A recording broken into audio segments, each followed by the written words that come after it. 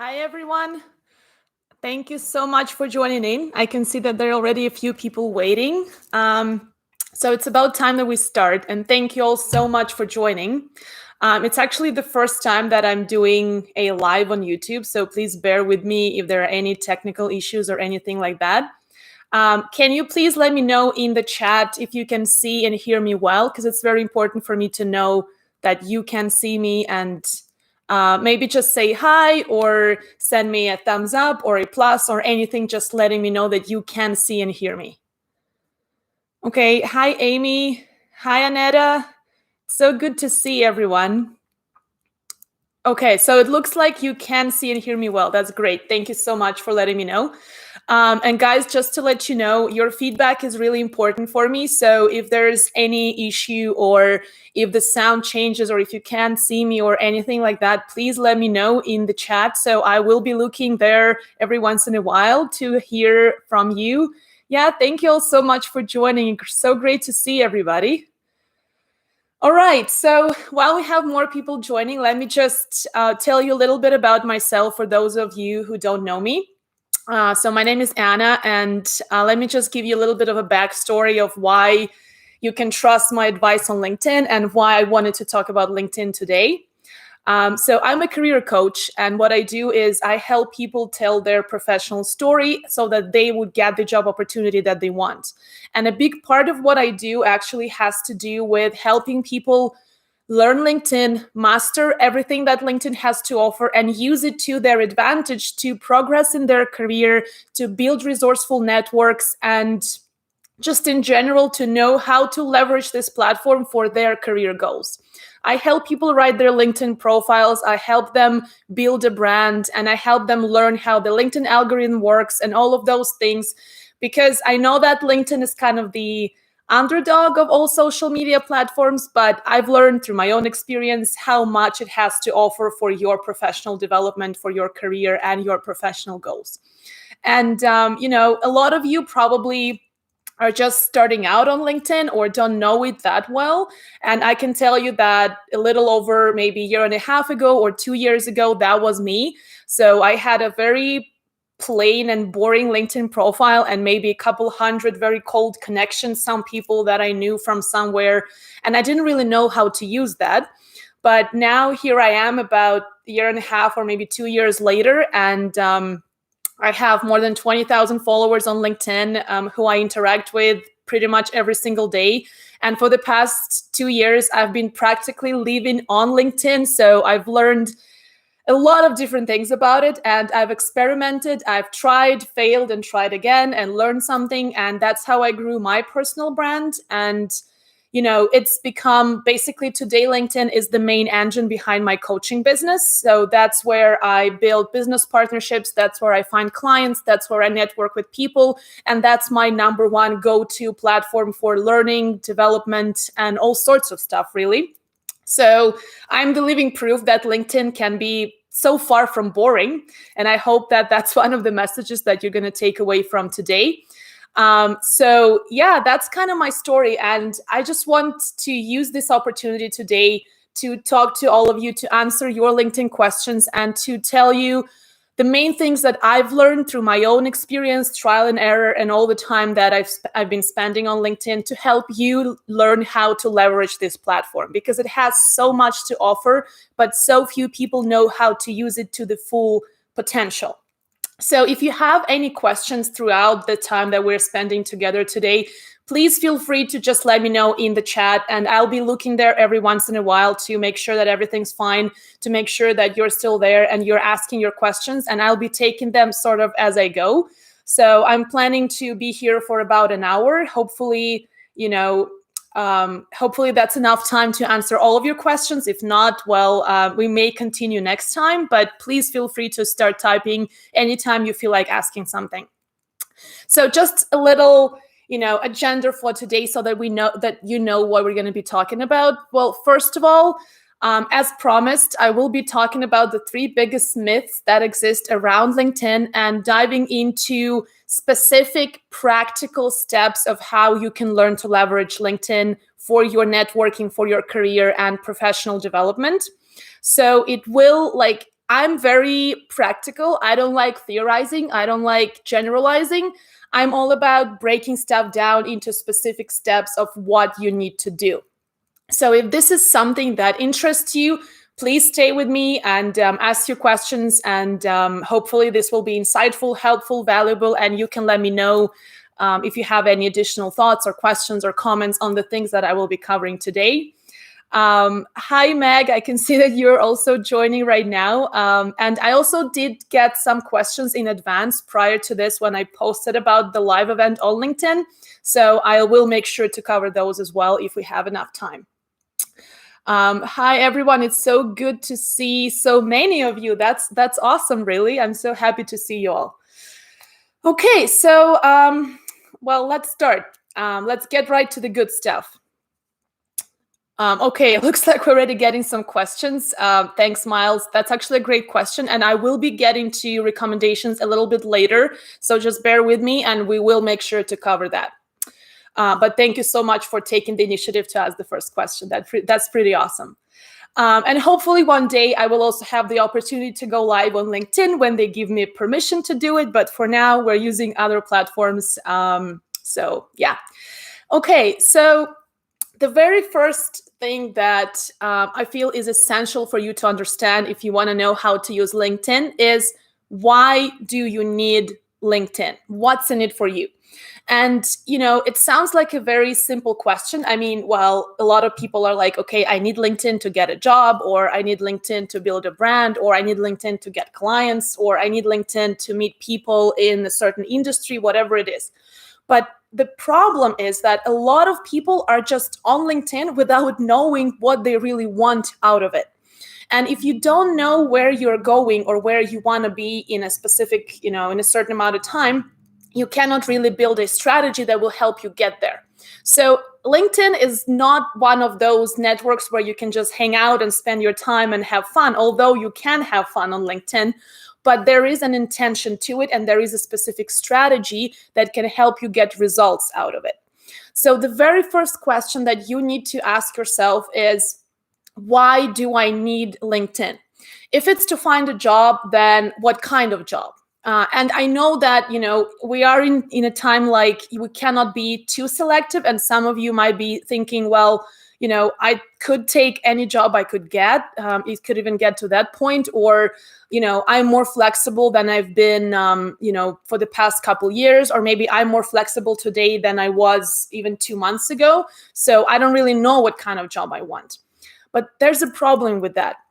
Because if you don't know what you want out of LinkedIn and you don't specifically know what kind of result you want to get, then it's very hard to build a plan that will actually yield certain outcomes or certain results for you. Because our time is really valuable, right? We don't want to be spending hours on a platform that we don't know why we need it. So there needs to be a specific reason, and it needs to be as specific as it can get.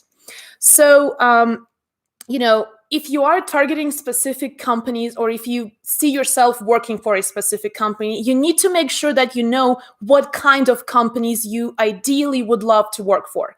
And for the realists in the crowd, I'm one as well. So just bear with me. I understand that the ideal scenario may not always happen, and whatever that ideal scenario can look like in our dreams. But at the same time, if we don't get specific on a certain purpose or a certain subject, then what's the point of spending all that time on LinkedIn? And it doesn't mean that if you are, oh my God, for whatever reason, there is a fire alarm in the background. I'm so sorry. I hope that this ends very soon. I don't know where that came from. I'm really sorry about that.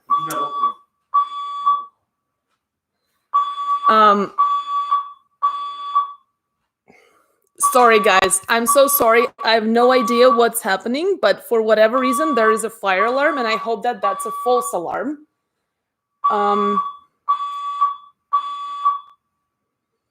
Okay. Can you still hear me, or is this too annoying? Can you please let me know in the comments? Because, I think that this is just a false checkup or something, so we could be still continuing. Can you still hear me?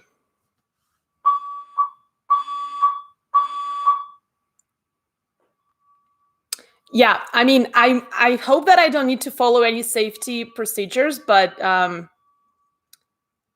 okay, you can still hear me. Okay, great.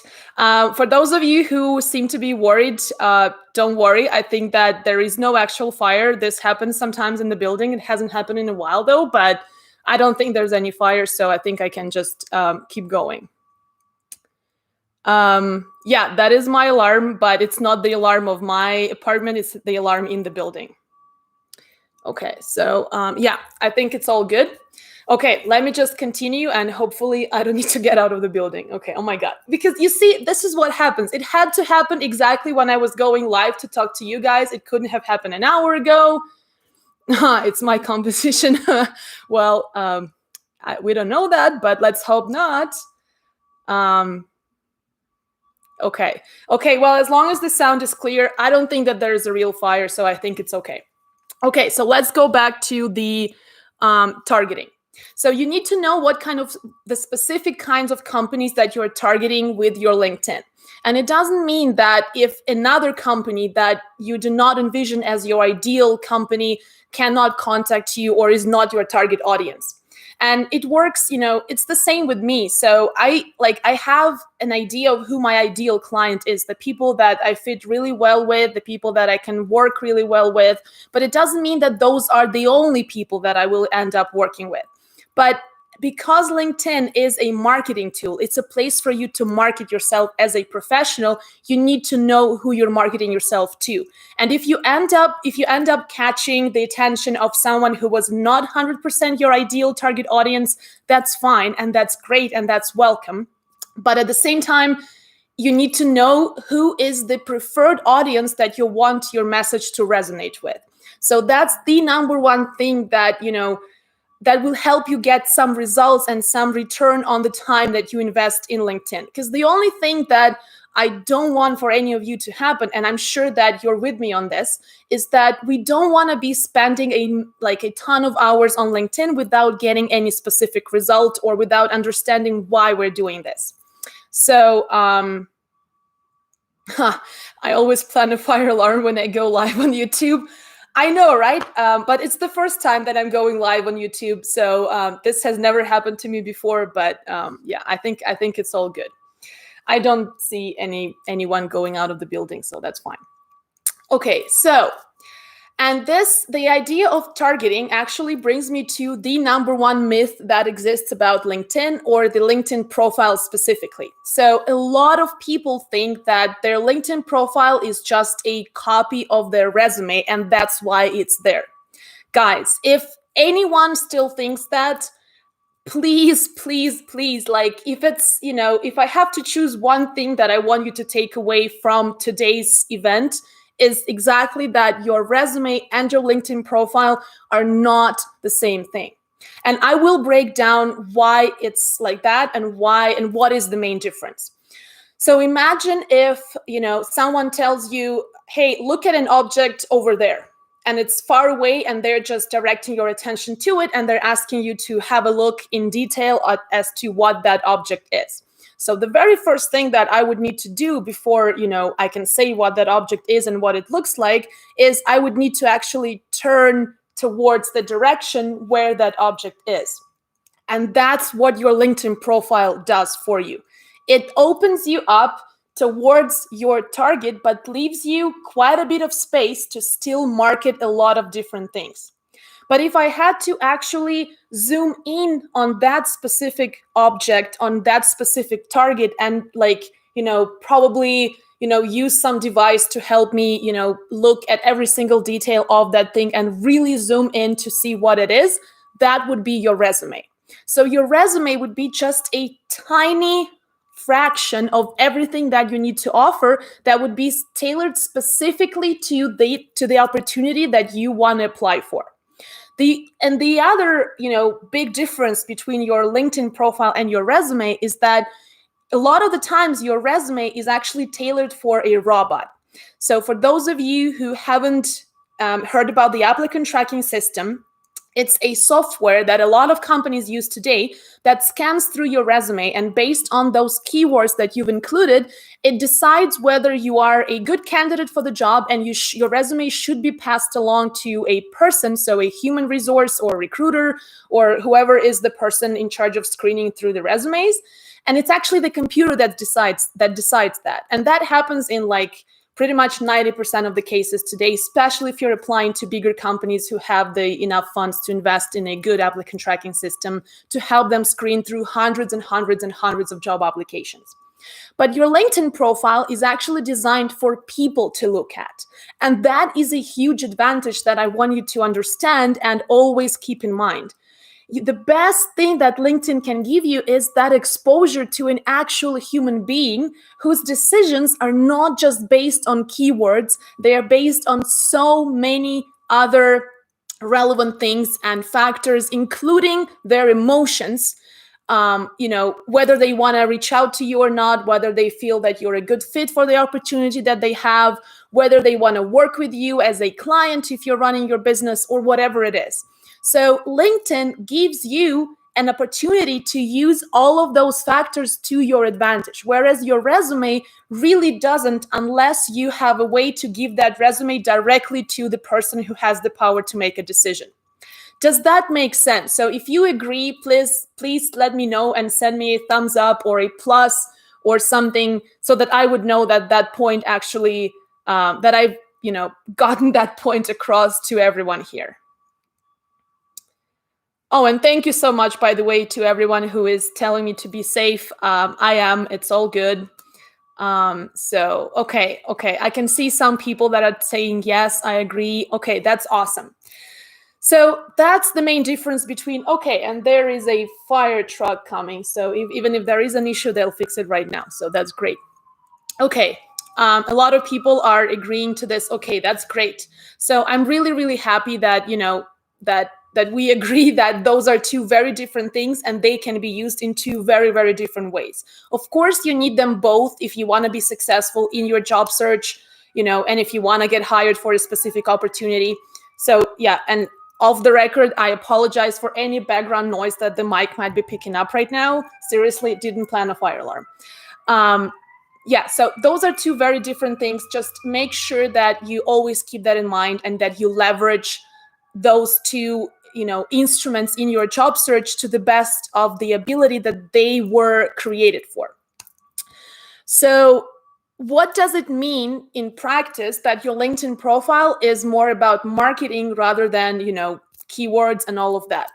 First of all, it means that your LinkedIn profile can be a lot more human voiced. So you can actually be a little bit more creative, and LinkedIn profile gives you that flexibility to be a little bit more creative and to decide how to present yourselves. And again, let's use an analogy because I think that that's a great way for you to understand the point that I'm making. So think about a commercial or a video that Apple creates for their iPhone to promote that iPhone to everyone who is an Apple fan. If you think about those videos, even those of you who have never owned an iPhone have probably seen them somewhere, because they're everywhere, basically. So what do they really show us in that video? Do they show us, the credentials of every person that has worked on the iPhone, on developing the iPhone and everything? No. Do they show us the year in which they came up with the idea of creating that iPhone? No. Do they show us, every single step that they took to specifically accomplish, something, a result that allowed them to put together the iPhone? No, they don't show us any of those things because that would be resume material and that's not marketing. But LinkedIn, your LinkedIn profile, it can be like that commercial. If you were an iPhone, it would market you to the potential users. So it would show all the great features that the product has. It would show how Apple has leveraged everything that Apple knows and does best to create that iPhone. It wouldn't go into too much detail as in who specifically, when specifically, and all of those things, but it would tell us that, we've invested a ton of time and money into research and development to make sure that we come up with the best cutting edge technology to include blah, blah, blah, right? So they are letting us know their how they achieved it, but they are always doing it in a way to show us what this gives to us as the end user. So if I buy an iPhone, what's it gonna do for me? How convenient it's gonna be for me to take great pictures. Sorry, it's the alarm going off again because they haven't shut it down yet. Apologize for that. So it's essential that you use a more personalized approach in your LinkedIn profile, and you make sure that it's about marketing what you can offer to others rather than every single detail of your past experience. All of those things about, who, what, where, and all that stuff that may be relevant in your resume also to an extent though, but we're not here to talk about resumes. We're here to talk about how your LinkedIn profile can complement your positioning and your marketing.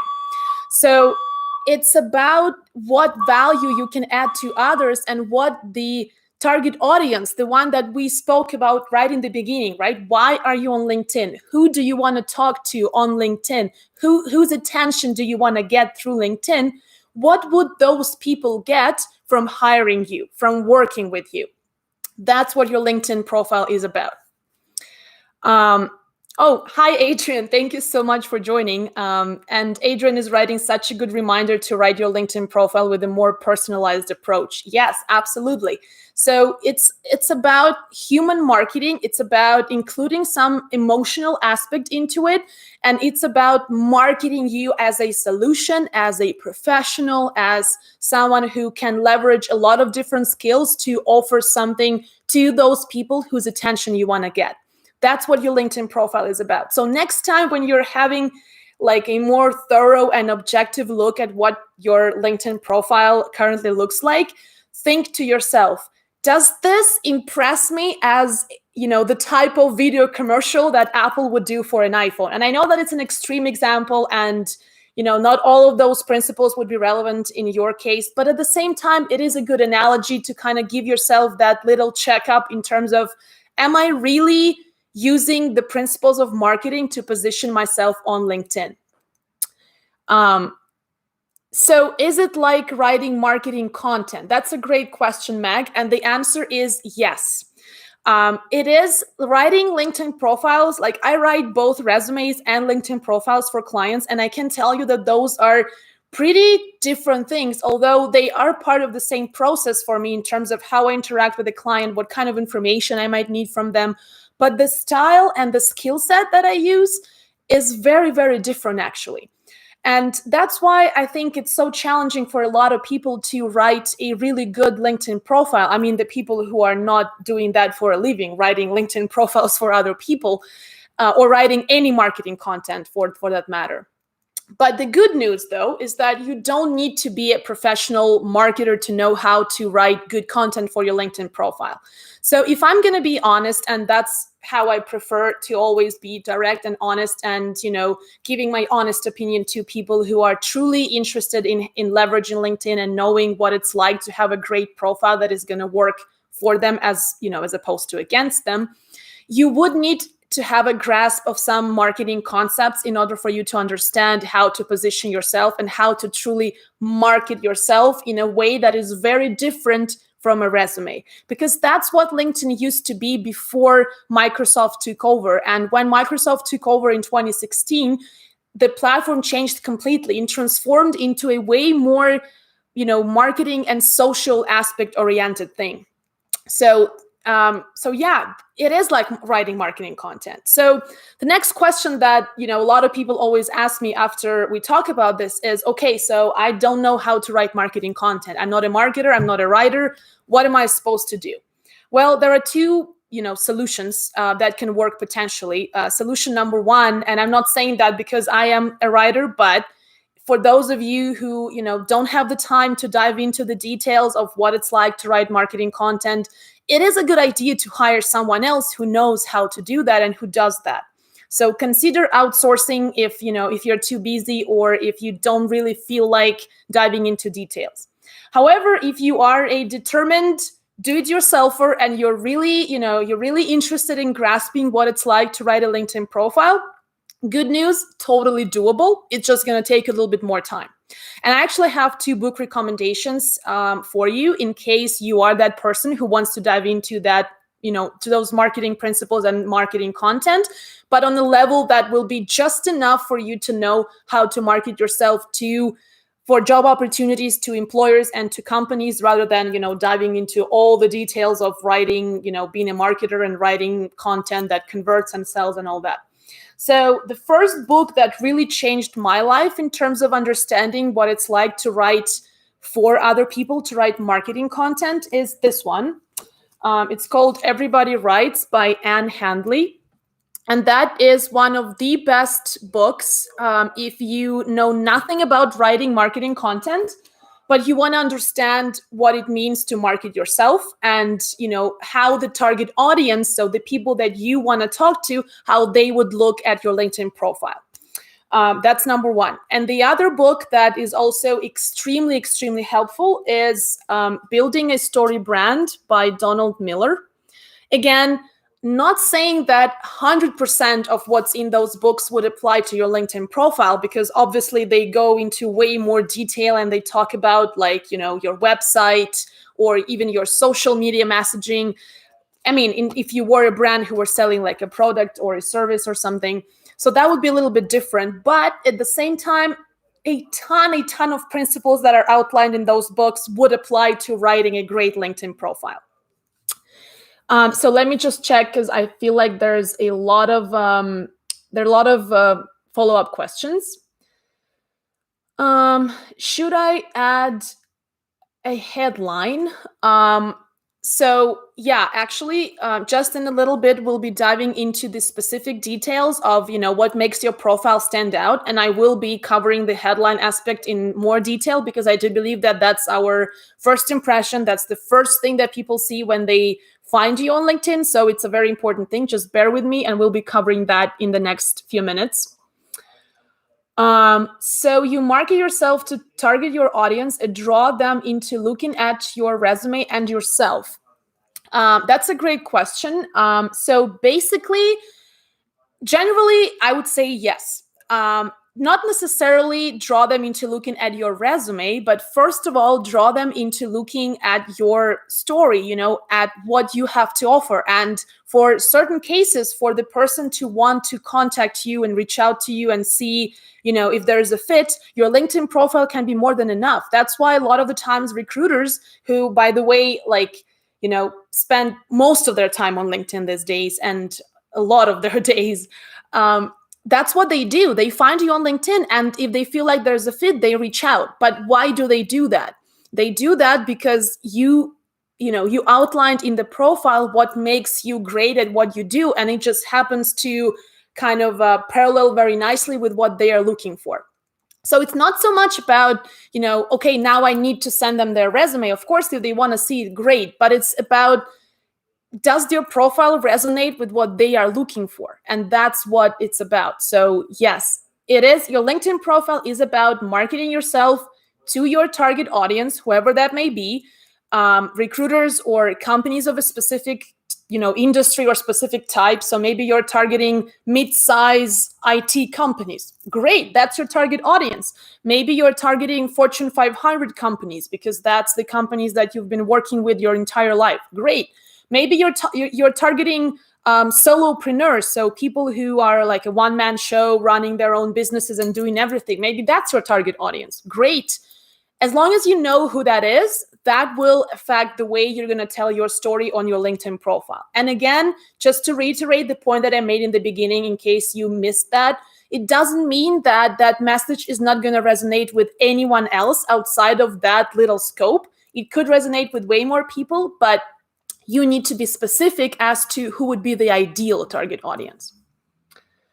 Okay, by allowing someone to see you as a person, it allows you to start a relationship before ever speaking for the first time.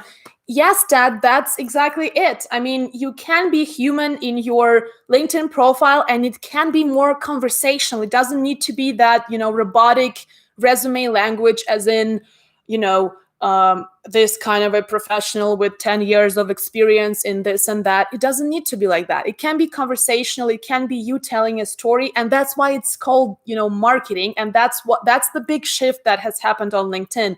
A lot of the content, a lot of the articles, a lot of the profiles that you see on LinkedIn today are a lot more social, human, marketing oriented rather than, boring, stale resume stuff. Do you recommend including your work history for the past 5 years in addition to a strong marketing summary? Is that still important in your view? So, well, obviously, the gist of your work history needs to be there. Yes, you don't need to dive into every single detail, as in, all listing all of the different accomplishments that you've achieved in a certain role or through a certain experience, and you don't need to list every task that you've completed or every task that you are responsible for. Like, that's the very last thing that you want to do, is list tasks that you were responsible for. LinkedIn is not for that. But at the same time, people want to see where you come from in terms of your work background and your professional history. So yeah, including the bits of your past experience and outlining your roles and the timeline in terms of so that people can see that you've spent 5 years in a role of a marketing specialist or 10 years in the role of a senior accountant, whatever it is. But people want to know that little bit of that background. It's just a matter of, that's just giving them a summary, enticing them to want to know more, as opposed to giving up all of the different details that you have in your resume. So it's not about copy pasting from your resume. It's about giving the gist of your work history.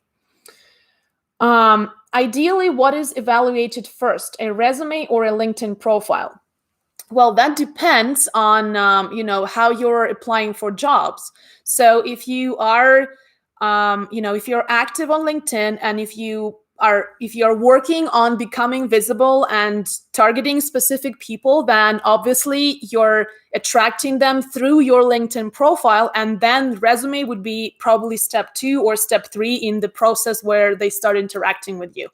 But if you are sending a resume, let's say directly into a company to the recruiter, or maybe, the in-house recruiter or the HR specialist, or even the hiring manager directly, then in that case, obviously, assuming that your resume gets through the applicant tracking system, which we're not going to be talking about today too much, assuming that happens and your resume does get in the hands of the person, then the resume would be the starting point. And then they would still look you up on LinkedIn to make sure that you're maintaining some kind of an active professional presence. So that's the other thing.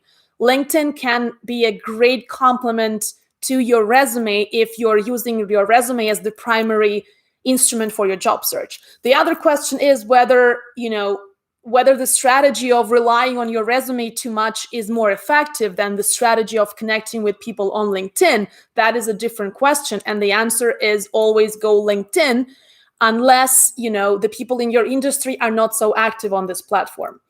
But in general, I would say that most industries are becoming more and more active on LinkedIn today, and online in general. So especially in times like this, when everyone is online and everything is happening online, yes, go LinkedIn.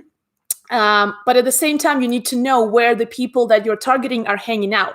If they are spending way more time on Twitter than LinkedIn, that's where you need to be. That's the number one rule of how to build a real and resourceful professional network. Not just 300 people who are there and I feel good because it's 300, but maybe if it's 100, but it's half of those people really know who you are. You've spoken to most of them, or you've seen them online, and you kind of have an idea of what those people are up to. So they are already not such a cold connection. They already kind of a warmer tie in your network. In that case, LinkedIn is so powerful and can give you so many ways to connect and so many opportunities to build that foundation for your job search.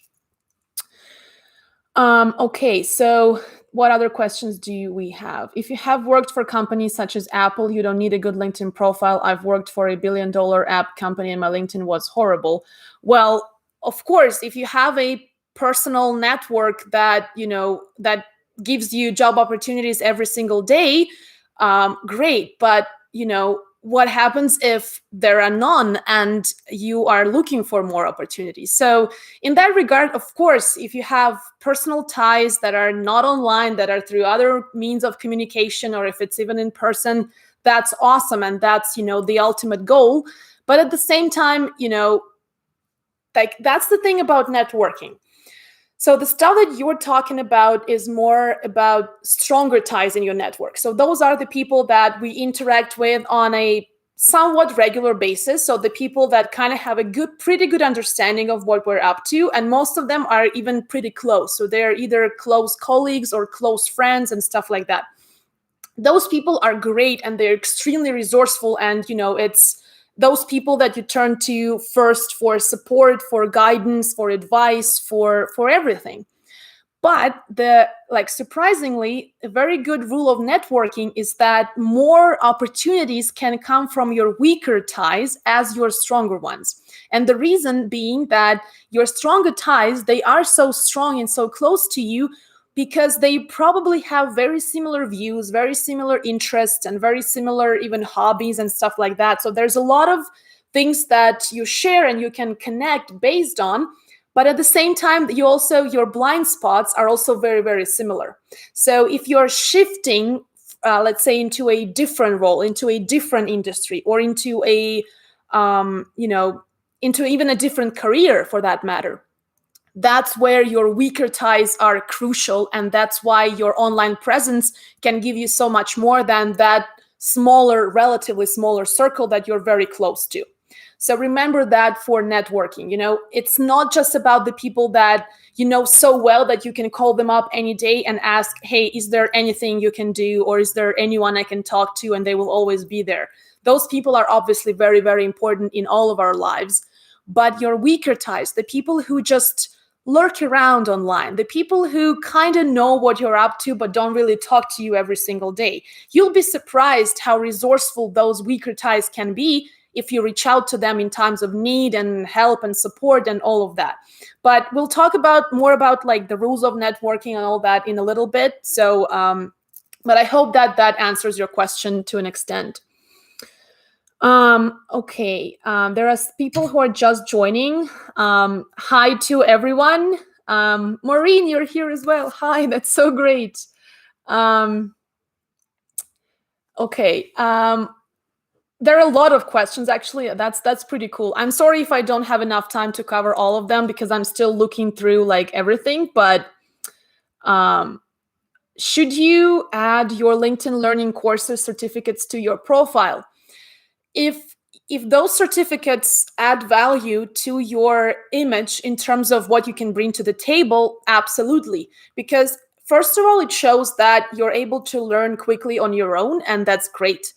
Second, it shows that you're invested in your professional development and you're doing something about it. So you're not just sitting and waiting for your employer to come up to you and say, hey, would you like to take a course? Or there's a program and we offer this or that. You're taking initiative and you're learning something new. So that is always a great signal to most employers. So I would say, yes, go for it. Include those certificates.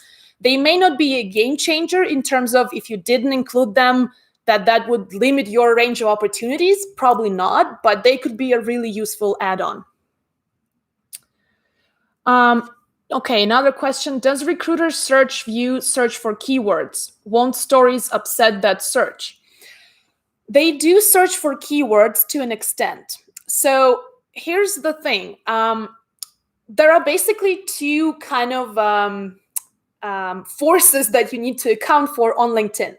Number one is your searchability and how you're hitting those keywords. Absolutely. That is very important for recruiter searches. And it is something that you need to be considering regardless of, what kind of work you're looking for. But the other thing is the algorithm used to work like maybe even like a year ago or something. The algorithm used to work in a way that if you have enough keywords, you'll pull up in more searches. Straightforward, basic. But lately, because the algorithm changes very, very often and very regularly, and that's why LinkedIn has become so much more alive these days, partially because of those changes. And the idea is that the broader your network, that's number one, and the more active you are daily on LinkedIn, you will appear in more searches, period. So LinkedIn would prefer you as an active member to someone who has better keywords, better, searchability in that regard. So text-wise, they're hitting more points, but they don't do anything on LinkedIn. So that's a very important thing to remember. It's not just about having a keyword-rich profile. It's also about what you do with that profile. And that's something that we're going to be also discussing in a couple minutes. How do I know which industries are active, which are not? Well, you do a search, and LinkedIn has a pretty good search engine, so you can pick and choose different criteria: location, industry, even the name of the company. You can choose the degree of the connection, so you want to look through just your first degree connections, or do you want to look through second and third degree and beyond that? And you start looking for people who work in the industry that you're interested in. And when you find them, you go onto their profile, you scroll, below their headline and their photo and all that, there's their summary or the about section. And right below that, you have their activity tab. You go into their activity and you see, okay, do these people comment on stuff on LinkedIn? Do they like stuff? Do they share content? Maybe they are writing articles every week. Maybe they are sharing articles that other people wrote. Also, another way to see if the industry is active, look for groups that are relevant for your industry. So let's say if you are an accountant, find different groups on LinkedIn for accountants. Join those groups. In most cases, you will get permission to join. You'll just need to wait to be approved, well, in certain cases, and then look at the activity in that group. Check out those group members, again, do the same exercise. Go into their activity tab, see what they are doing on LinkedIn. And, just an hour or two of research and you'll have a pretty good understanding of where those people, spend their time. Also, hashtags. Find relevant hashtags if it's technology or, whatever it is, the subject that is trending in your industry. Look up content for that topic. And if you see that there's a lot of content, there's a lot of traction, people are commenting, there are conversations happening, there you have the answer. People in your industry are active on LinkedIn and you should be too. Okay, more questions. Should you say looking for opportunities in your headline or post about how you're open to new roles? Oh, that is a great question. Thank you so much for that. There would be, different points of view in regards to the whole ONO, open to new opportunities hashtag, or, saying that you're open to new opportunities. But if you were to ask me, I would say that does not give you any added value and it does not position you as an expert in what you do. Here's the thing. Employers, recruiters, whoever, if you're looking for someone to solve your problem, you're not looking for someone who is job seeking.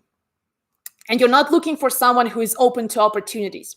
You are, first and foremost, looking for the person that can solve your problem in the best, most effective way that would guarantee you the biggest, quality or return on your investment or whatever. So you know that you can trust that person, you can invest in that person, and they will figure your stuff out for you. The fact that you're open to opportunities does not tell me that you are better at solving my problem than another candidate. That's why when you're putting that does not really, position you in a stronger way. If you want to let recruiters know that you're looking, there is a button again in the top section of your profile right below your headline. You can choose open to you can let recruiters know that you're open, and there's a little button. You can also go to your settings and find it there as well. And that's when recruiters will know that you're open. But trust me, even if you're not open, if you're really great at marketing yourself, and if you have a lot to offer, in terms of what those people need, they will want to talk to you anyway, and they will want to, try to entice you to consider an opportunity, even if you're not open. So I hope that answers the question. And, if you have extra space in your headline, I wouldn't waste that space on saying that you're open. I would actually use that space to entice people, to get their attention, to hint, to make a hint about the value that I can bring to the table, rather than saying that I'm open to something. Okay, I know that there are more questions, guys, and I'm sorry that I cannot cover all of them. Let me just move on with some of the points that I was hoping to make today, and I'll make sure to either go back to these questions, or maybe I will even answer some of those while I talk about the things that we have planned for today. So one of the key aspects is about, making your profile stand out, because a lot of people, especially again, in times like right now, everything is happening online. Everyone is online. You want to make sure that for whatever reason, your LinkedIn profile gets that attention. And that's kind of step one of the whole systematic approach to getting the result out of LinkedIn. And I know that it sounds really fancy. Oh my God, systematic approach. Now I need to think. Like, not really. It's just about understanding the specific steps that you need to take in order for your time not to be wasted. So step number one, and it's very logical, you need a profile that markets you well and stands out. Why? Because when you do something on LinkedIn that gets you the attention of the people and you've earned that attention, but then they are like excited to see your profile, and then they go and then there's, but there's nothing on there that interests me, and then I leave. And that's a missed opportunity. So in order for that not to happen, here are the few things that you need to pay attention to on your LinkedIn profile. Number one, remember that every small detail counts. Even things like your headshot, your profile picture, and your background image can give you an edge.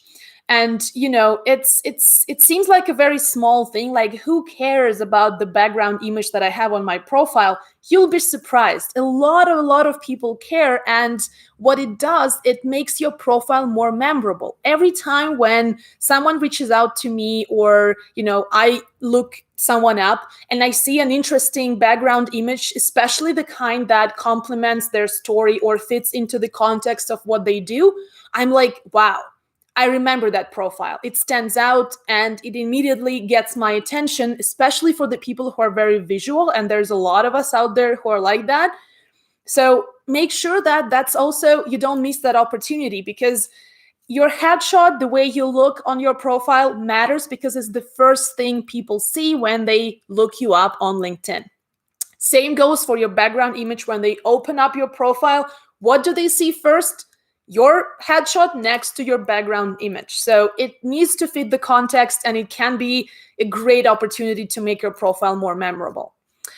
Now we're going to the headline, and I know there were a few questions about headlines. So again, the number one thing that always happens, no matter how many people talk about what a waste of space and time it is people simply putting their job title at company name, and that's it. Again, it's great, but that information can be found on your profile regardless, because if I go right below your about section to your experience in your work history, I will find that job title anyways, and the company name as well. So that information will not be missed by someone who is truly interested in you as a candidate, as a professional, or as a potential collaborator, business partner, whatever. So in your headline, use that to hit the keywords, the most important keywords that that are most relevant to the kind of professional you are, and also use it as a way to already tell your story, even in one sentence. And that brings me to the point about including slogans in your headlines. So you probably would have already noticed by now quite a few LinkedIn profiles having a phrase in the headline that says something like helping somebody do something. And if you've seen my LinkedIn profile, you know that mine says helping hustlers tell their career stories and get hired. So why do people do that? And should you be doing that?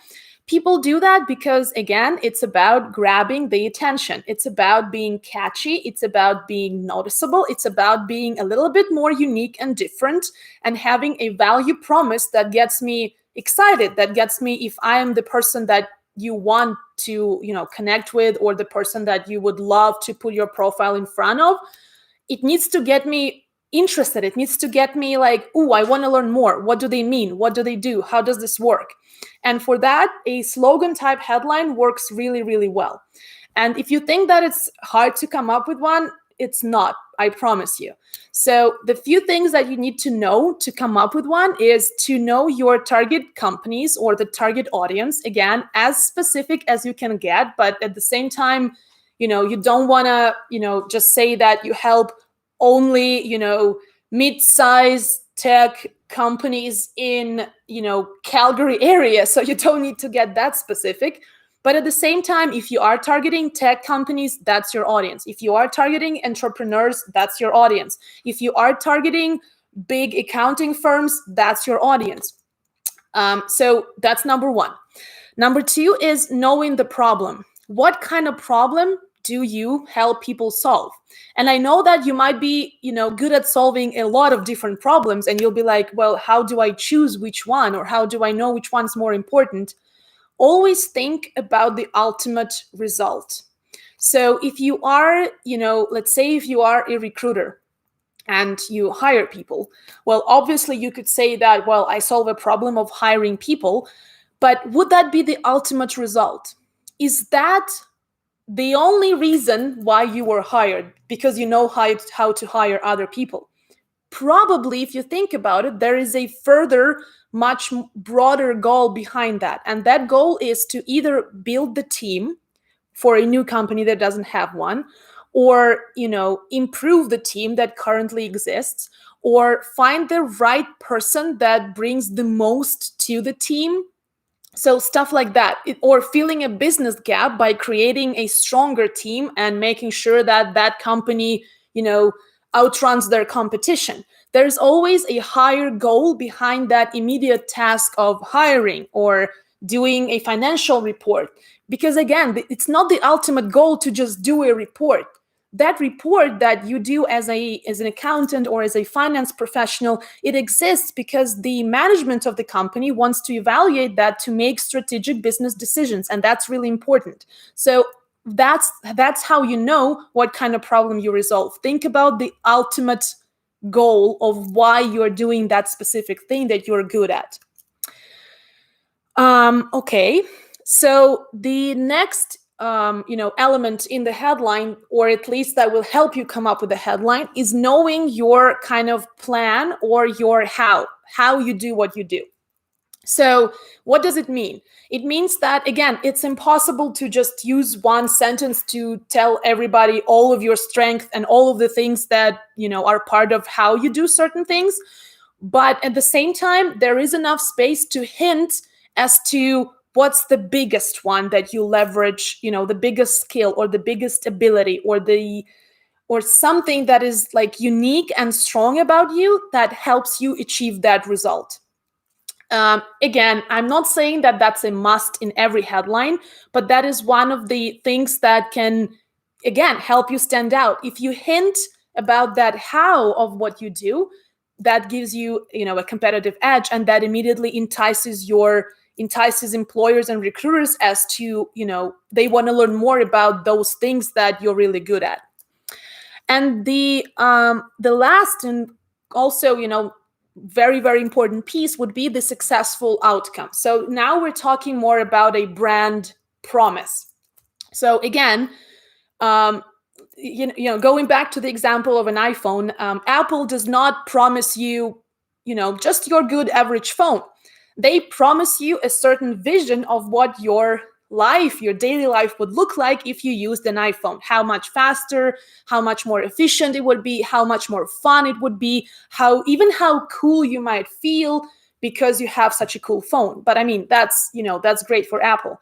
For you on the job market, although the principle still applies, right? Tell the employer or the target audience, whoever that may be in your case, what that success looks like.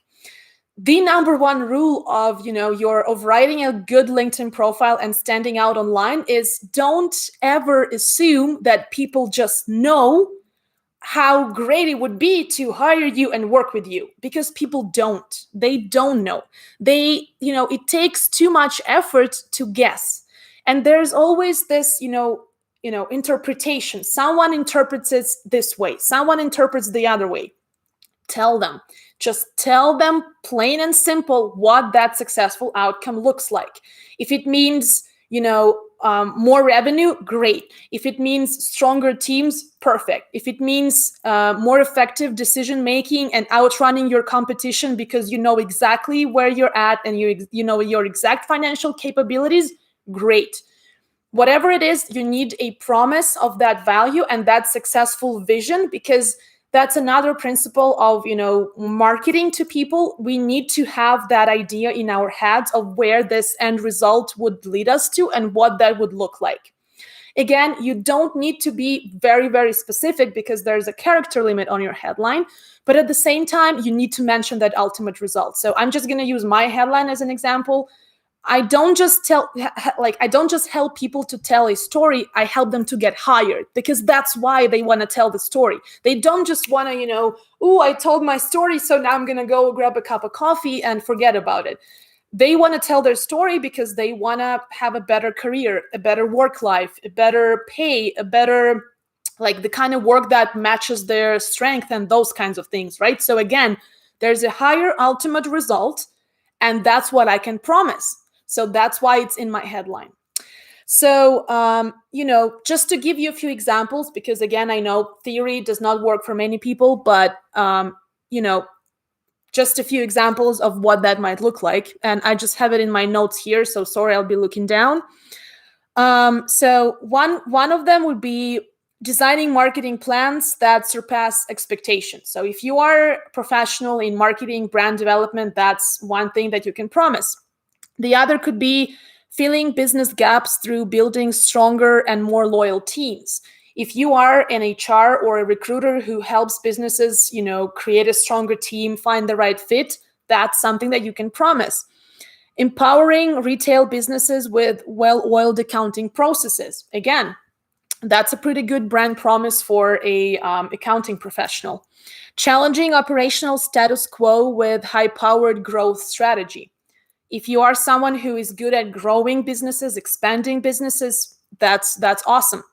Merging social media and recruitment to connect people to the right role. So I hope that you see where I'm getting with this, but that's kind of the idea. And again, you can combine things, so you can still use keywords, and a part that is more slogan-like, that's okay. So you can combine both in case if your headline does not hit important keywords that are still relevant and that you want to be found for. Okay, let's see, what other questions do we have? How do you improve your chance to end up in recruiter search results? Well, that's basically step one, is to optimize your profile to make sure that you are including a lot of the relevant keywords, but also keeping your profile personable and human voiced. So telling your story, but also hitting important keywords that you know are relevant for your profession. That would be step one. And step two is something that we're going to be discussing in just a few minutes. I've just lost my job. Is it right or wrong to keep last position in my headline? So first of all, I'm so sorry about your recent job loss, and I think we can all relate. And it's a really tough transition that a lot of people are going through right now. So to answer your question, well, I cannot say right or wrong, but I can say that it's not gonna improve your searchability if you're just using your job title as your headline on LinkedIn. So that's why for the past few minutes, we've been talking about ways how you can improve your LinkedIn profile headline to make sure that you're way more engaging and way more enticing than just a job title. So it's not so much about right or wrong as about it's not going to help you appear in more searches. It's not going to help you position yourself as a professional who can promise certain value and who can deliver certain results. Just a job title by itself does not do that. So we're talking about ways how to turn that headline into more of a marketing item that can get you the attention that you need if you want to appear in searches and if you want to get more people to reach out and connect. Okay, good point about the headline. I just rewrote mine to fit more of my personality. That's great. Maybe if you'd like, you can share your example with us. Other than that, okay, how important is LinkedIn activities to be highlighted for a better self-marketing? How is that determined, evaluated by recruiters? What exactly do you mean by LinkedIn activities? If you could just let me know in the comments, because I'm not sure what exactly you're referring to. All right, so while we're doing this, let's move to the next part. So Obviously we talked a lot about the headline piece, and that's a very, like, I spend so much time on the headline because it's the first thing that people see on LinkedIn, and it's also something that can get people to open up and learn more about you and your profile. Because if your headline does not do that, then what's the point? No one will click on your profile and you're not going to get the visibility that you want. But obviously other elements of your profile are part of being able to stand out online. So the about section, the way you describe your past experiences, even the skills, in the skills and endorsement section, even those are really important because they are visible. Let's say when recruiters pull you up, they see those skills because they are related to the keywords that they're using. So make sure that even in that section, in the skills and endorsements, you are not just choosing generic skills like team player.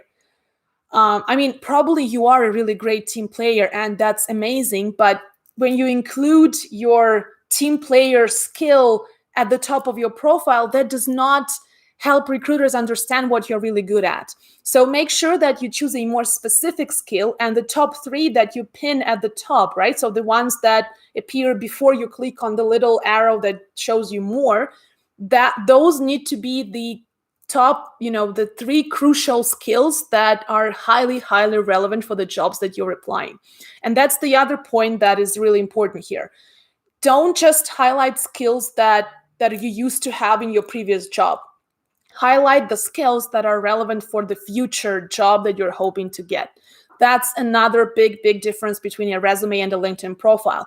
In your resume, a lot of the times you're highlighting the stuff that's been done, that you already had, or whatever. In your LinkedIn profile, look into the future and highlight the skills that are not just, okay, I've been doing, writing for 10 years, so I should probably say I'm good at writing. But if you're not looking for a writing gig at the moment and you're looking for something else, that is something that you need to pin at the top and highlight and make sure that you mention it as many times as possible throughout your profile.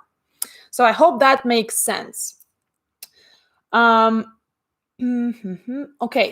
So the person that asked the question about LinkedIn activity is the stuff. So you were talking about the stuff we share, comment, or write. That's a really good point.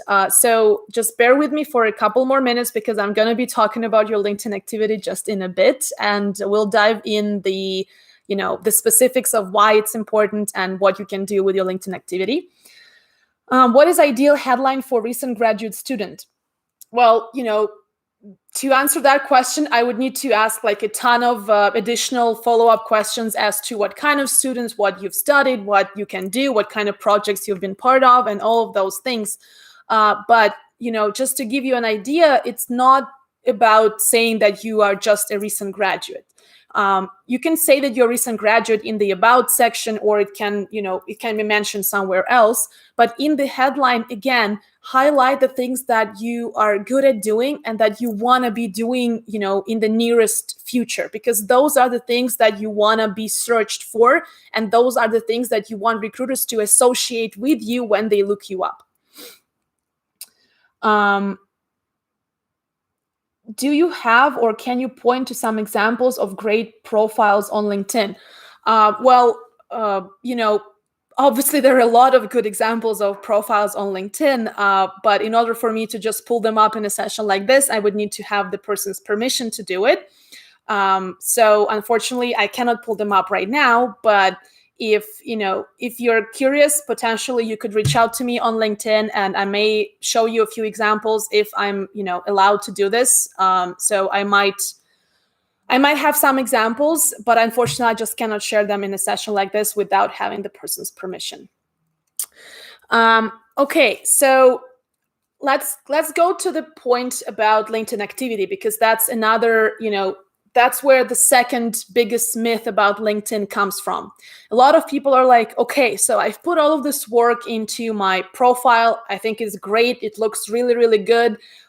So now I can just sit back, relax, and, wait for recruiters to contact me and see what happens. A lot of the times, yeah, having an optimized profile will have you come up in more searches, and probably you will get a little bit more profile views than before, but it's not everything. So think about it like this.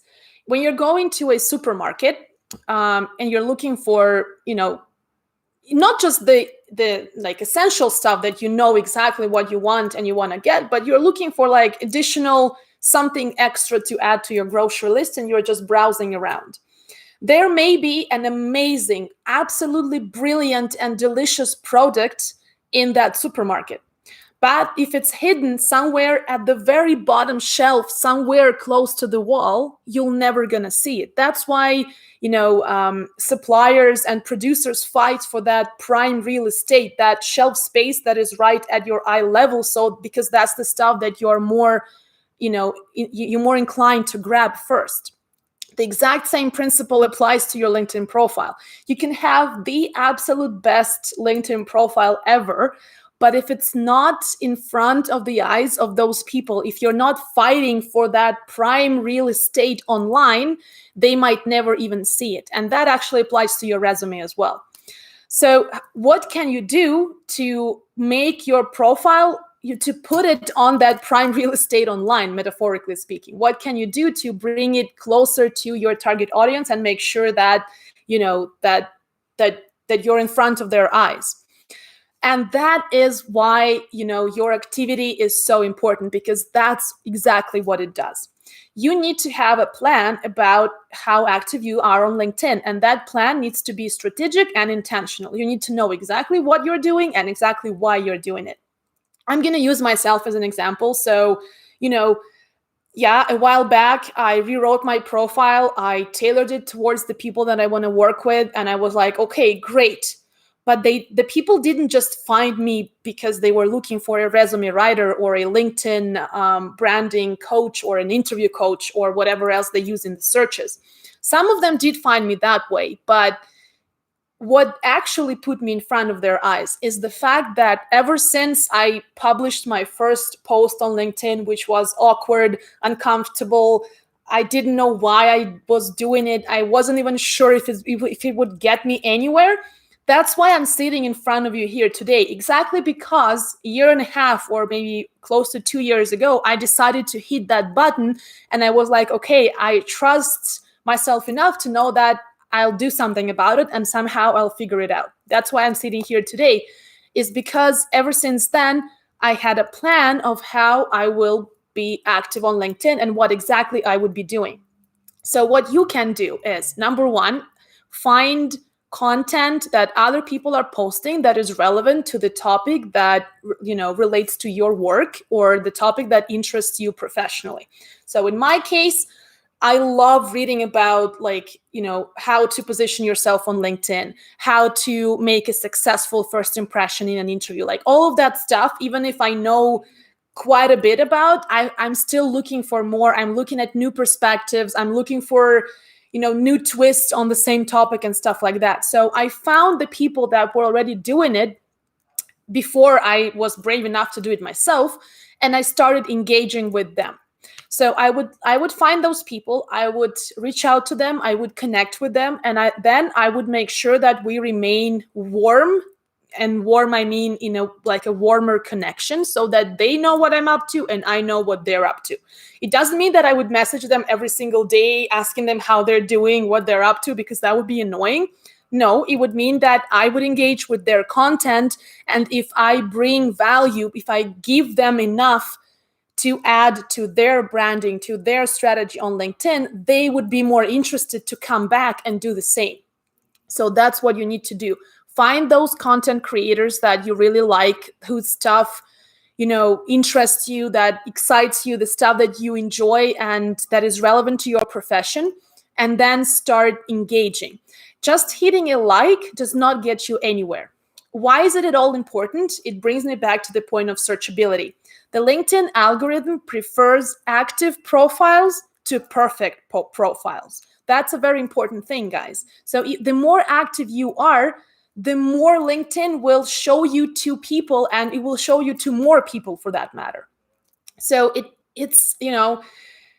I know that when you're new to this and you're not really active on LinkedIn, it might sound like why? Like, I don't have enough time to do this. Trust me, if you allocate 15 to 20 minutes every other day or every day, depending on your schedule, depending on your availability, you have that time. Keep your eyes on the prize. Why are you doing this? And it doesn't yield you a result right that second. So it's not like, oh, I hit publish in that first post, I get 10 clients, great, or I get 10 job offers, or I get 10 recruiters to contact me. That's not a short game, it's a long game. Those results accumulate over time, but in order for that to happen, you need to be doing something on a consistent and regular basis. So that's what your activity gives you. The more you comment on other people's stuff, the more LinkedIn will like you, your profile, and the more searchable you will become on the platform, meaning more people will see you. Another way, like another perspective on why commenting on other people's posts is important is if you find a post that is about a topic that interests you and that post is getting traction, so there are likes, there are comments, there's a conversation happening. If you participate in that conversation and people like what you had to say about it, they will like your comment, and your comment will slowly climb to the top of that comment section. Because if you noticed, if you look at the same post throughout the day, the comment section does not remain static. Like who commented first is always first. No, that stuff moves around. So whoever joins that discussion under that post in that comment section is reading through comments, and if your comment appears at the top, if they like what you had to offer, they will want to see, oh, who is that person? I want to know more. And then they see a picture, then they see a headline, then they want to know more. Boom, you have a new connection, you have more opportunities. So that's why your engagement is so important. And the biggest thing here is just getting started. I know, guys, like I spend, honestly, sometimes I can hang out for hours on LinkedIn. And I know that I can do that because I work for myself and I can plan that in my day. And not everyone has that ability. And that's okay. But I'm pretty sure you have 5 to 10 minutes every other day, even if it's 3 to 5 times a week, maybe 3 times a week. Start like that. Start simple. And then you start doing it, you make it, you turn it into more of a habit, and then you start increasing that frequency or increasing that amount of time that you dedicate to it. So it's really doable.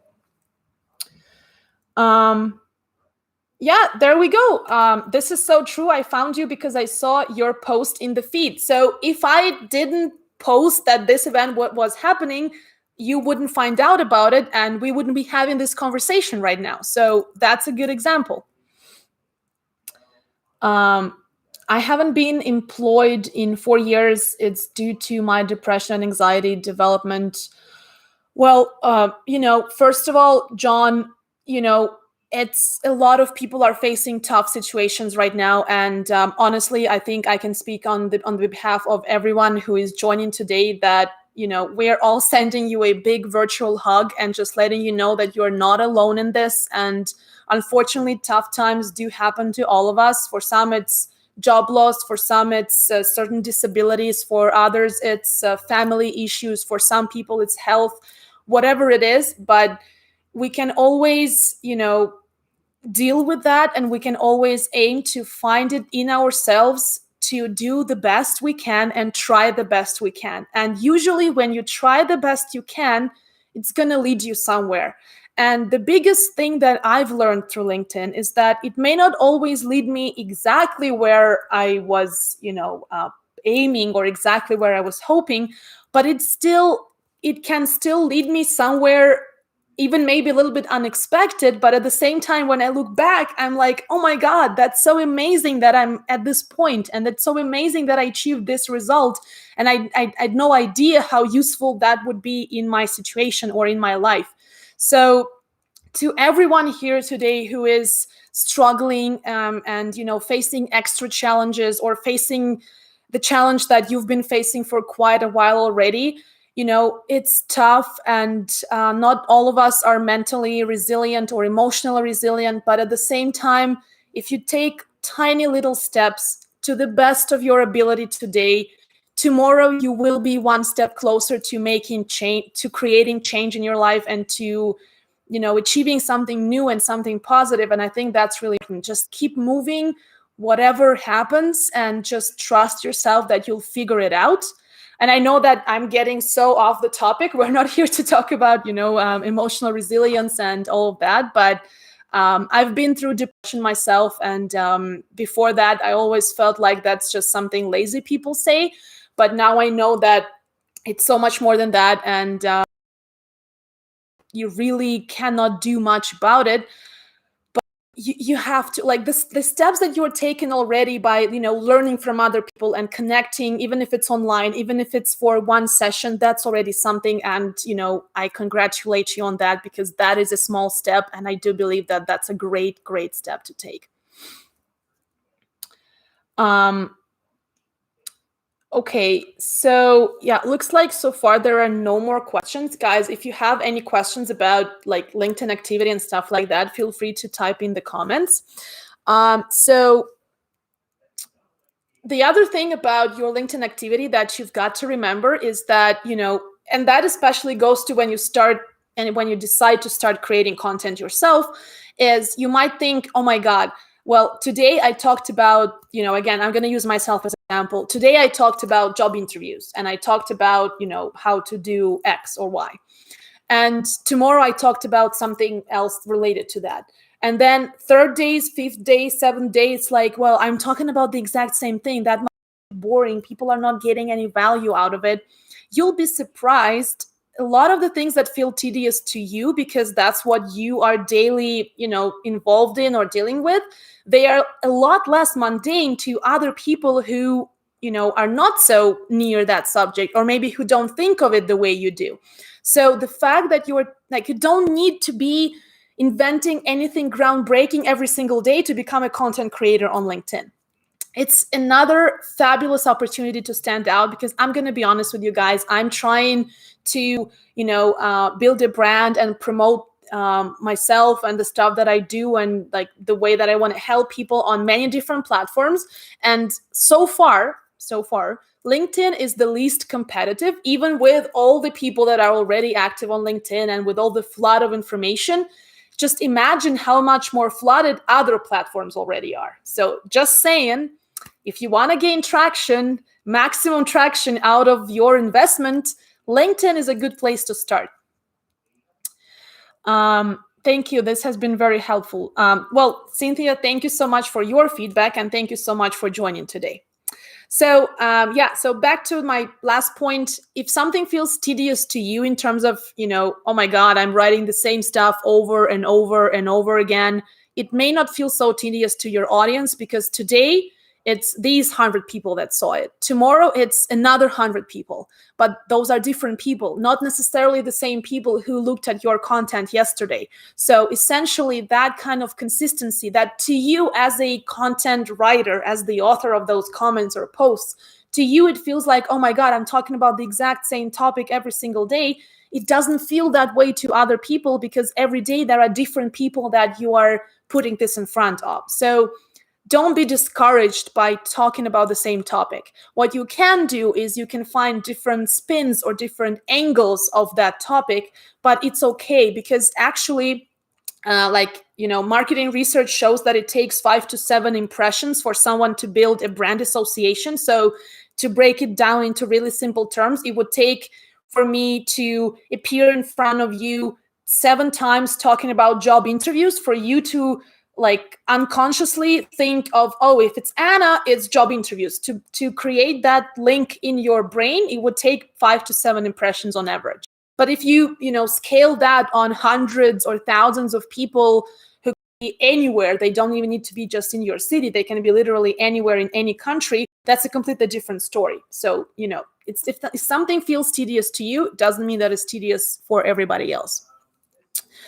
Okay, so that's the bit about, creating content and not being afraid to put yourself out there and start, writing. Because honestly, you don't need to be great at it. The beauty of, LinkedIn becoming so much more social is that you can be very conversational in your content and in your comments. When I say content, I don't just mean the post that you write. I also talk about the comments that you share under other people's content, right?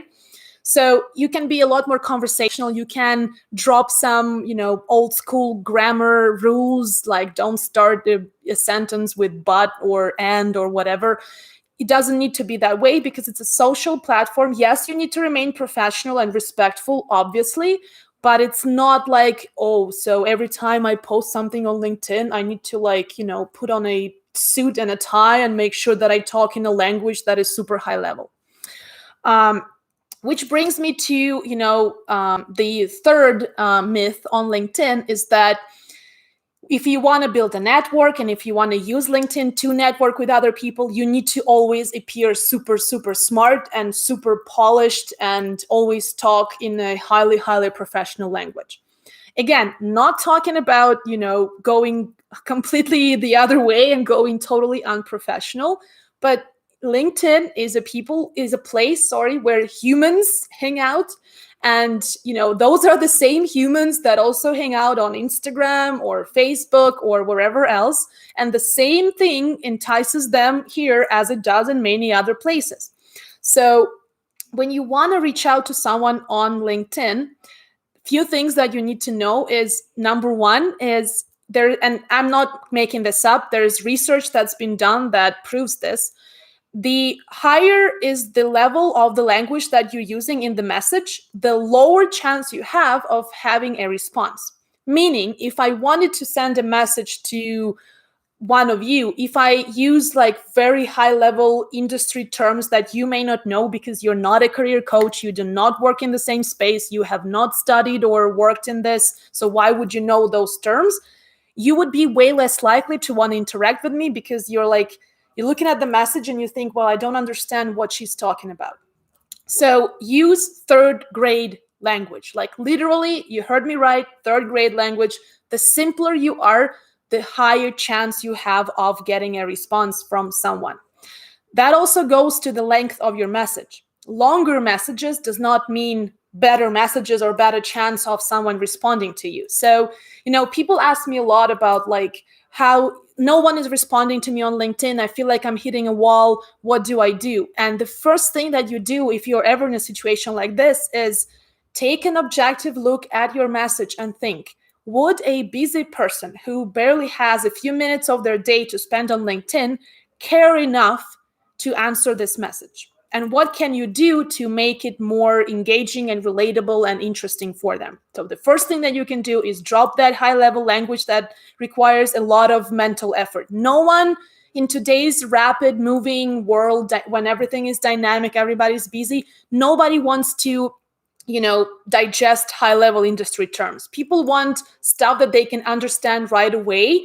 And that's why, a lot of the times employers do not choose the absolute best professional for a specific job, but they choose the professional that positions themselves in a way that they can get really quickly and they can understand what that person brings to the table.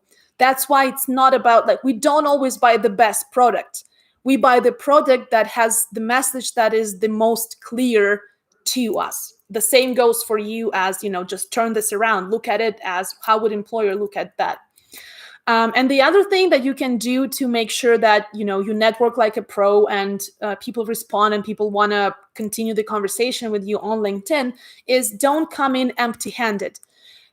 We all want to get something out of LinkedIn, but are we ready to give something to people first? Because regardless of how tough or not tough the time is or whatever, we still are human. We still want to feel appreciated, respected, and we want to know why that person felt that, they should reach out to me and not someone else. That is really, really important. And that helps you create that emotional connection. So, I just wrote down a couple examples of the requests that I get. And I just wanted to, again, I'm not trying to offend the person who wrote it. I just want to take that as an example for you to understand why that person may not be getting as many responses as they are hoping for. And then they get discouraged and then they think LinkedIn doesn't work.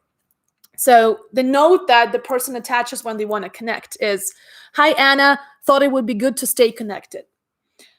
Again, I understand that that person simply, hasn't thought enough about what it means to network online. But this note does not tell me anything about why this is good for this person to connect, because it feels like they know why it's good to connect for them. But wouldn't I also want to know why it's good for us to connect? And I'm not saying that I'm necessarily looking for some kind of a specific money benefit or business benefit, but there needs to be some kind of a fit, whether professional, interest wise, industry wise, something. Like, there needs to be something that tells me that, yeah, it would also be good for me to connect as well. Another example: hi Anna, would appreciate your help to get me a job. So that shows me two things. Number one is that person is asking something from me right away, which I'm not sure I can give them, because if they actually took the time to read my profile at least for 2 extra minutes, they would know that I'm not a recruiter who is able to place them to a specific opportunity. I can help them get there by learning how to network and by having a great resume or a great LinkedIn profile, but I cannot really help them, just, hey, here's an opportunity for you. You sign today, you get it, and you're done.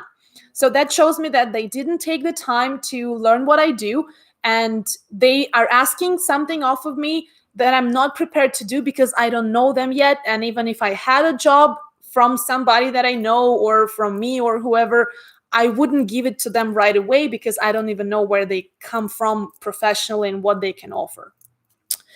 Another example: hi Anna, would be great to connect as I'm looking to grow my network.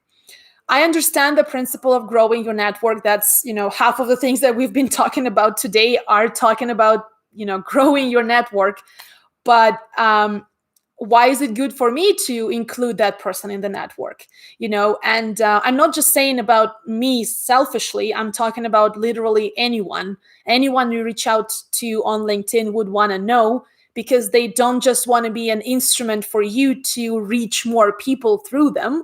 They would want to know. And again, I'm not talking that there needs to be like an extremely meaningful, idealistic reason behind this, or some kind of a high level connection. Of course, we all understand how this works, and we all understand about expanding your reach and increasing your visibility. But still, why me? Why what I do attracted your attention? So these were unfortunate examples, and I hope that you, next time you send a connection request to someone, you will remember how we analyze this, and you will make sure that you don't do the same mistakes. So a couple of much better examples that resonate so well that, of course, I immediately hit connect, and we continued the conversation with that person. Hi, Anna. So glad I landed on one of your recent articles about networking. Been out of a job for a while. Would love to learn more about what you do. Talk soon. Simple, yet it immediately gives me the idea of, okay, that person really wants to connect with me because they liked my article. So they took the time to see the kind of things that I like to talk about, and they found a way to bring it home in terms of how it relates to what they need or what they are struggling, or their challenge or their problem. Perfect example. Immediately connected, start the conversation right there. Another good example: hi Anna, thanks for your tips in the video this morning. It was just what I needed. Would love to connect to engage with more of your content. Again, this is a wonderful example for two reasons. Number one, the person shows appreciation for the kind of effort that I've put into the content that I share, because I care about the things that I talk about in my posts. And the other one is the person is telling me right away that they are already willing to give me something, and that is so amazing in a world where people only want to get things and not so much to give things. So if you want to have that emotional connection, show that other person that you care about the same thing that they care about, and that you already prepared to give them something. If it's a comment under that post, if as a content creator, believe me, they will appreciate it so much. If it's a genuine compliment about something in their profile that stands out for you, something in their background that you can relate to, anything, but a genuine, authentic compliment goes such a long way. Okay. Another question from Meg. Do videos or audio messages work best in DM, so in direct messaging? That's a great question. First of all, never sent a video as a direct message, so couldn't tell. Audio messages, honestly, I wouldn't send that as the first, like an introductory message. Because to some people it feels like somebody was too lazy to type just 3 to 5 sentences to reach out. So if you're already in a conversation with someone and you just you want to make a point and you feel like it's better to use audio to make that point, great, feel free to use it, and that could be pretty effective. I do it once in a while, to be honest. Don't do it too often. Because if I want to talk to the person like this, I would get on a call with them. But at the same time, if it's something that, once in a while, that could work.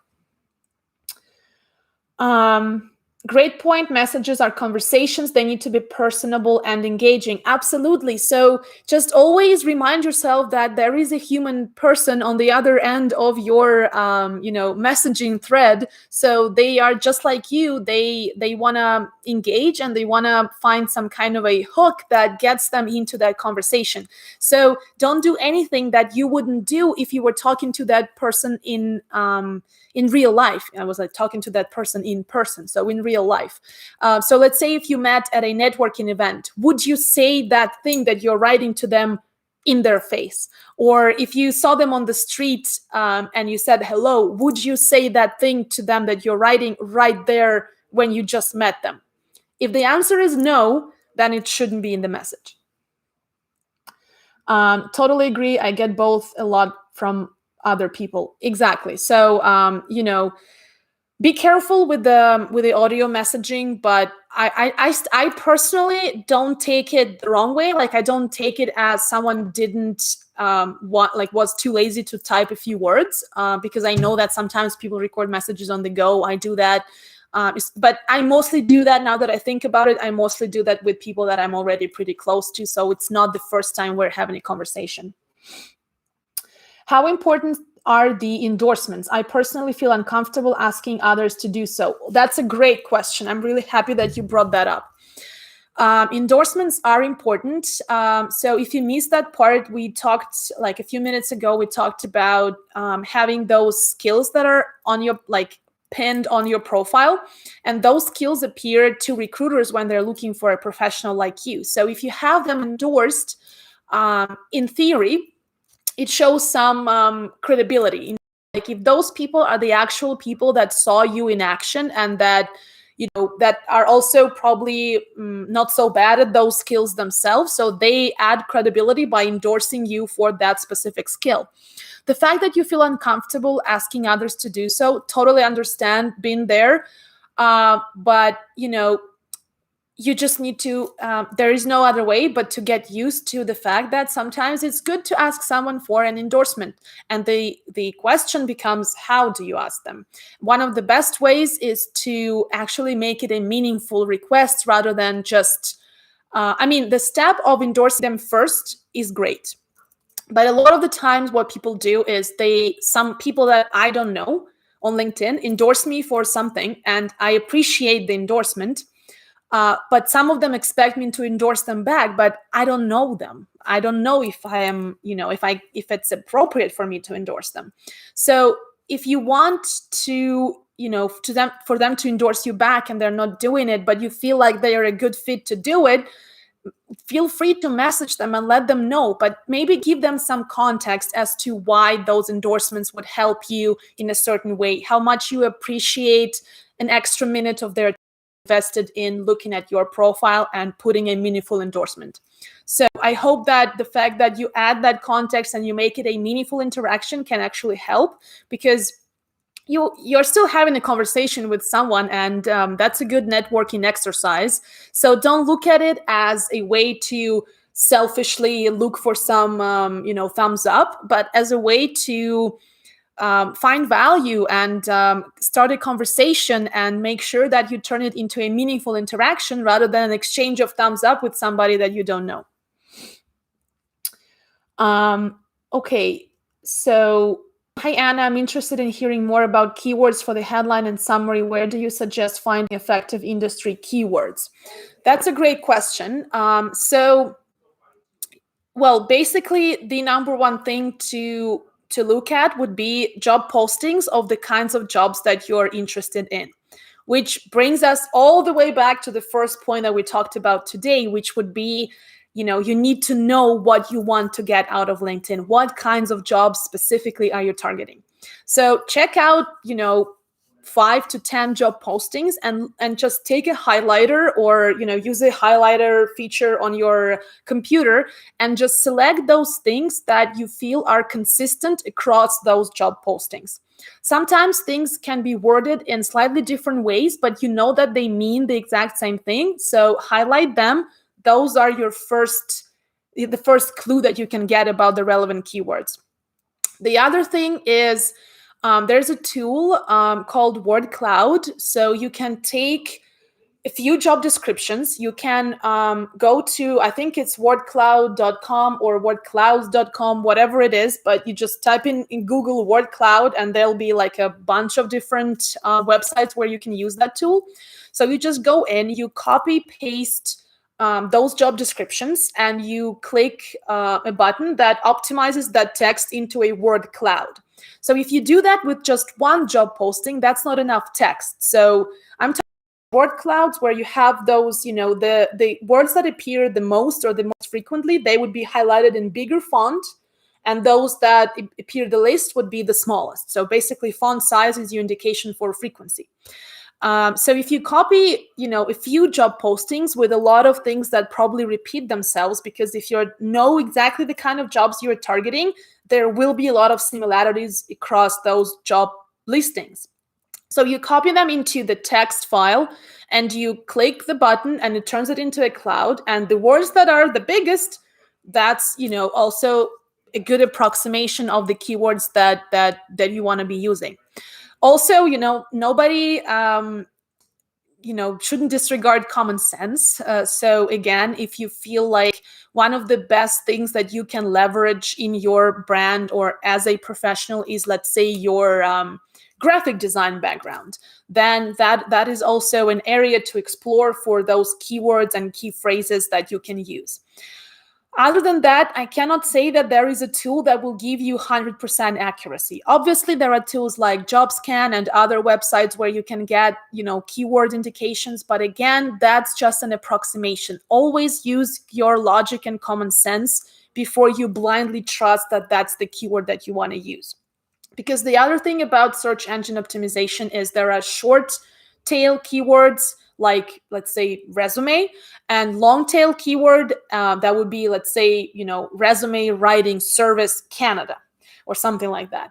That would be a long tail keyword, right? So the same logic would apply to you as a professional. Maybe you could have development as a keyword, but development of what, right? So maybe product development or like technological product development or whatever. Like, longer tail keywords basically means you're getting a little bit more specific. You're zooming in rather than just development, which is very general. You're zooming in onto something more specific.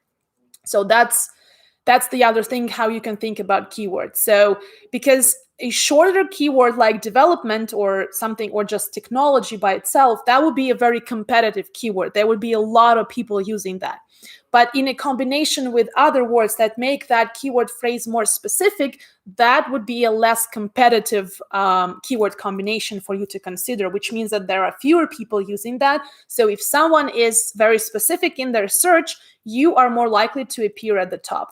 And that's already, we're getting a little bit technical about search engine optimization, but I hope that gives you some indication about keywords. How do I post a reference? Question from Laura. That's a great question, Laura. Thank you. You don't need to post a reference always. So it depends, really. The other thing that you can use instead of a reference is a recommendation on your LinkedIn profile, which is publicly visible to anyone who visits your profile and checks you out on LinkedIn. And It's very simple. You can add recommendations to your profile if you don't have any. And I do recommend for everyone who wants to add credibility to their LinkedIn presence and turn their LinkedIn profile into something more stronger and more competitive and more marketing material. It's the same like when you're choosing a product and you're always looking at testimonials or reviews. Like, who has ever ordered anything on Amazon before checking reviews? Probably everyone does. Same goes for you, but now you are the product. So you want to have those reviews on your LinkedIn profile. So instead of posting a reference, reach out to that person and ask them to write you a LinkedIn recommendation. There's nothing wrong with asking someone to write a recommendation and even giving them pointers as to what you expect that recommendation to include. Because maybe, like, again, you want to make that a meaningful recommendation. Something like, Anna is great. As much as I appreciate that recommendation, that wouldn't be very helpful for more people to learn more about what it's like to work with me, or what do I bring to the table, or what are the things that I'm best at. So if someone is, and if you're just asking for recommendations, some people know how to do it, so they'll do it in a minute. But others are like, okay, it sounds like a big thing. What do I write? What can I write? What should I write? And that's such a big task for them that they are less inclined to actually go through with it. So if you want to increase your chances of receiving a quality LinkedIn recommendation, you can give them pointers to what specifically you would love for them to highlight.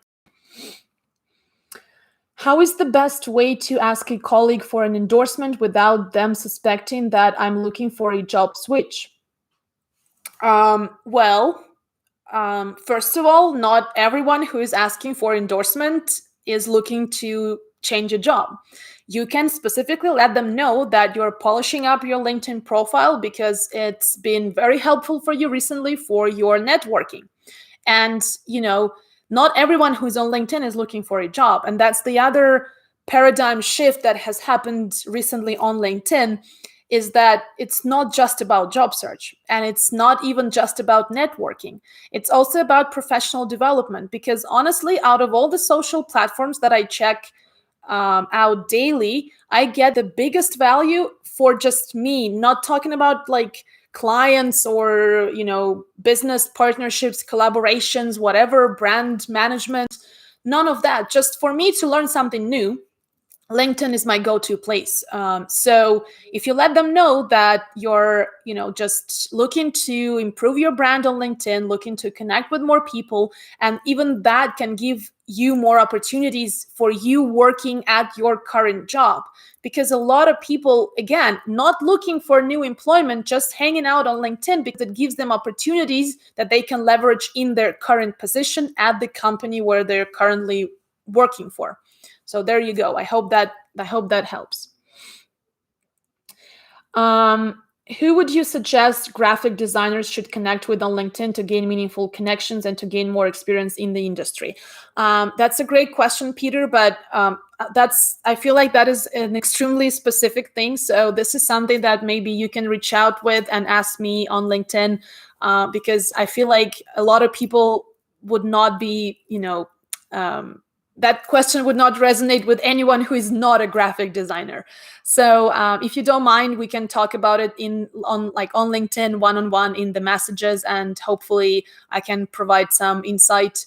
But the general rule of thumb that can be relevant for anyone here, whether you are a graphic designer or not, is look for people who are, well, obviously, first of all, people in your space. So probably in your context, that would be connecting with other graphic designers, just like you. And it's not always about competition. Honestly, I know that it's different for many different industries, but in a lot of cases, there is enough space for a lot of, graphic designers or career coaches or accountants or financial advisors, whoever. Because at the end of the day, people work with people they trust, and someone who trusts me may not trust my competitor, and the other way around, and that's okay. I cannot get everybody to like me, and my style may not appeal to everyone, and it may not be the best fit to everyone. So connecting with your competitors can actually open up way more opportunities because they can refer people to you that are not a good fit for them, but might be a good fit for you. So first, look for people right in your space and don't be afraid to connect with competition. And number two is connect with people in complementary areas. So again, the best example that I can use is myself. So in my case, yes, I connect with a lot of career coaches, resume writers, and people in that space. But I'm also one of the people that does videos regularly on LinkedIn. So video marketing and video production is something that I'm extremely interested in. So I love connecting with other people who also are interested in doing videos. And they may do it for completely different purposes. So they might be video marketers teaching other people to do videos, or they might be other professionals in other industries who also use video as a strategy. So probably there is, again, an opportunity to share experience or gain value from learning from one another and stuff like that.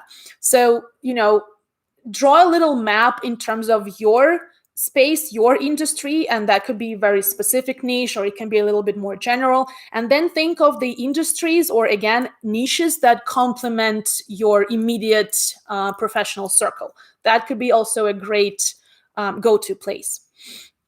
The other thing that someone asked me in advance that I wanted to cover today as well. So one of the questions that I got was, do I have to do videos to do well on LinkedIn? And does it really matter? And for those of you who are interested in the topic of creating content on LinkedIn, that could be a subject for a whole other series of sessions, honestly. But I'm going to just cover it very briefly today because we're already running out of time, unfortunately. So the immediate answer is you don't have to do videos, but it does matter. And here's why. So, a lot of people do videos because they are naturally good at it. So that's something that comes pretty natural to them and they like doing it. So it's just something that they choose to do for that reason. And that's great.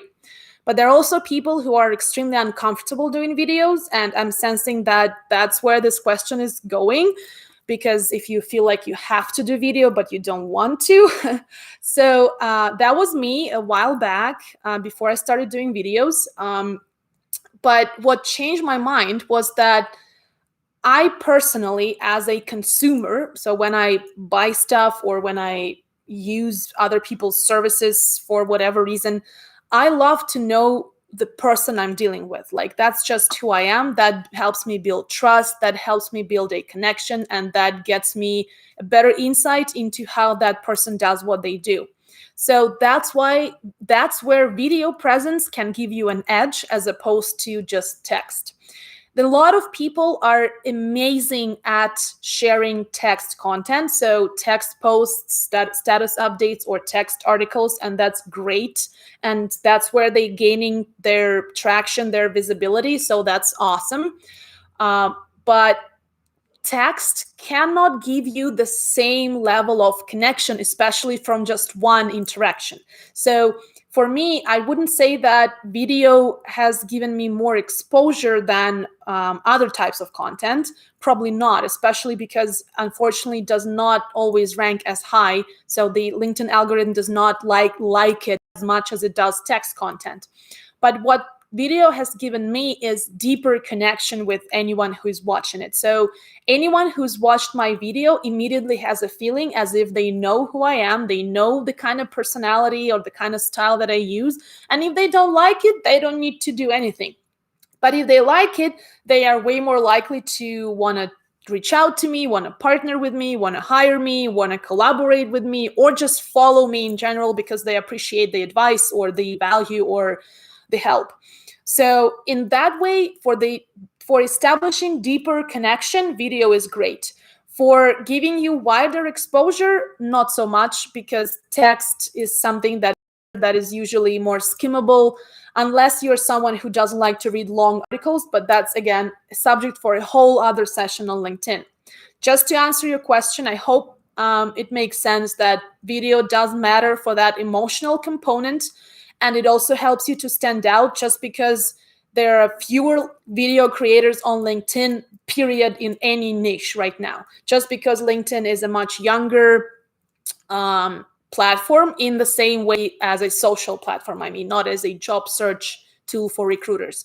So in that way, video could be great actually for anyone who wants to have a strong brand, even if it's just your personal brand as a professional and you want to get hired.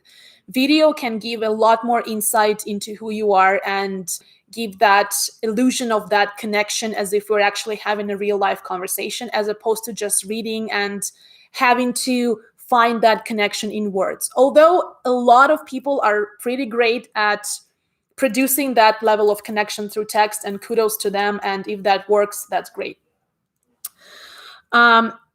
Okay, so unfortunately, we're running out of time. It's been almost like 2 hours that I'm keeping you guys here.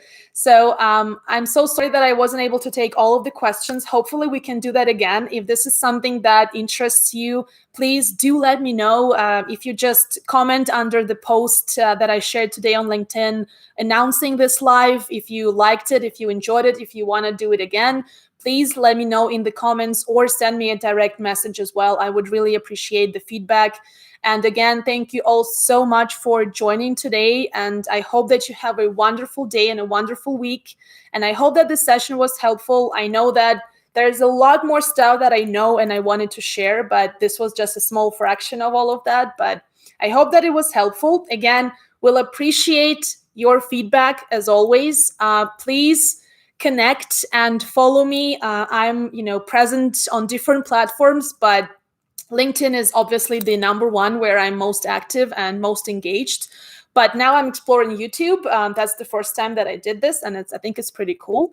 So if you haven't subscribed to my YouTube channel yet, please do so. I would really appreciate it, and that would give me more encouragement and more inspiration to do this more often and to share more videos on YouTube, because all of the videos that I do, I share them not just on LinkedIn, but also on YouTube. So in case you miss something on LinkedIn, you can always pick up right where you left off on YouTube. It's so great to have you all here, and thank you so much for, to everyone who had enough time to stick around. And if you're going to watch it in replay, again, thank you so much. I hope to do this again soon.